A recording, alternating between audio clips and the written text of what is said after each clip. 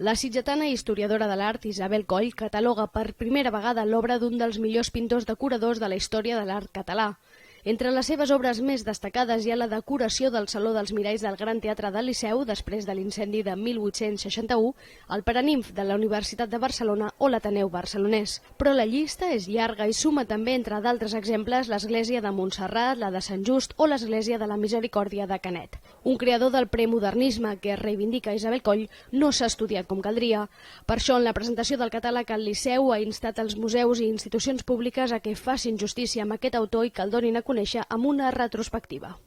Estem reivindicant un pintor que no és dels més coneguts i li donem tota la parafernàlia d'un pintor que es coneix. No? I això, per això dic que és una cosa molt estranya i que caldria que no fos estranya.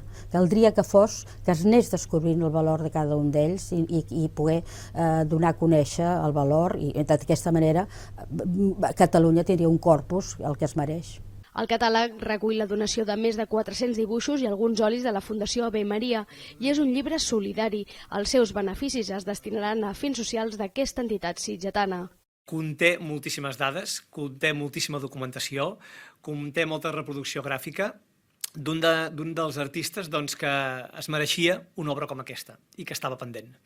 I que només una persona amb la trajectòria, amb el coneixement i amb la capacitat que té la Isabel Coll es podia aglutinar i portar-la a terme.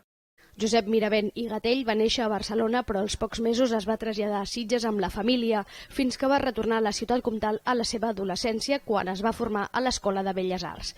Miravent va destacar per la pintura floral i decorativa, una feina que alternava amb la de professor a la Llotja.